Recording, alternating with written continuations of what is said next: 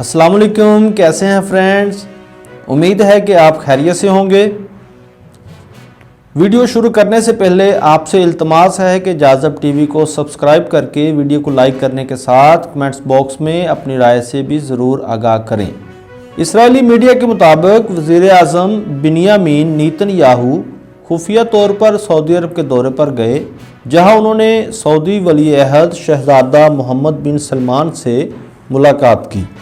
سعودی وزیر خارجہ نے ملاقات کی تردید کی ہے۔ سعودی وزیر خارجہ کے مطابق سعودی شہر نیوم میں ہونے والی ملاقات دراصل امریکی وزیر خارجہ مائک پومپیو سے تھی، لیکن باخبر ذرائع سے پتہ چلا ہے یہ ملاقات دراصل سعودی ولی عہد محمد بن سلمان، امریکی وزیر خارجہ مائک پومپیو، اسرائیلی وزیر اعظم نیتن یاہو اور اسرائیلی خفیہ ایجنسی موساد کے سربراہ کے درمیان تھی۔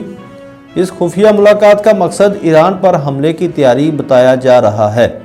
فلائنگ ٹریکنگ ڈیٹا کے مطابق اسرائیلی وزیر اعظم کا طیارہ سعودی عرب کے شہر نیوم گیا، جہاں وہ 5 گھنٹوں تک رکا۔ اب تک دونوں ممالک کی جانب سے سرکاری سطح پر دورے کی تصدیق نہیں کی گئی۔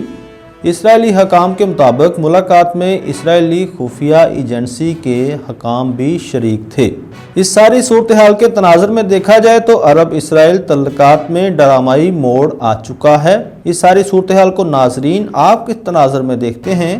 کمنٹس باکس میں اپنی رائے سے ضرور آگاہ کیجیے گا۔ اللہ حافظ۔